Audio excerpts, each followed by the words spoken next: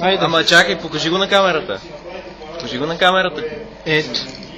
Да, то нищо, за една химикалка си пъхнал вътре. Айде, извади я да е. Покажи какво. Той е намерил.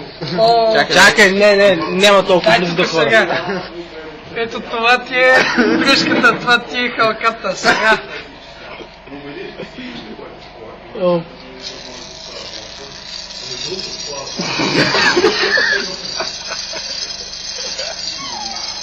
Аз не мога да го хвана. Как ще го хванеш? Я чай да пробвай намалим контраста. Тормози нещо. Уоу. Ще ме компас поставя.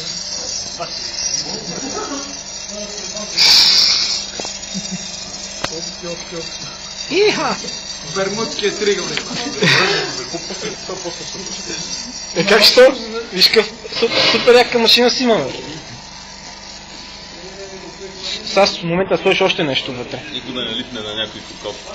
Няма как. Пиратва. Дай ти вържим ключовете. Няма да стане. То това дали ще се върти? Пробвай. Не, това ако е алуминия, ако е някаква сплав на алуминий, няма. Не, това няма. Това е алуминий. Служи другата халка. Нещо стомалено. Ключето? Избяга ти. Машината, лагерите ти нещо.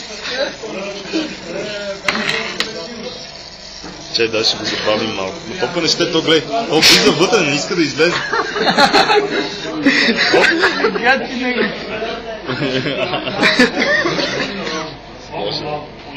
Имате ли някаква по-голяма халка? Извади. Отвиди това.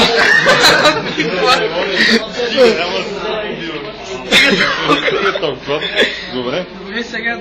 Сега стигаме до 25 ампера. Между другото, мога би направите ще, че почва да пари вече на машината. Да, така че дайте да направим при 25 ампера. Да гласи единия на 25.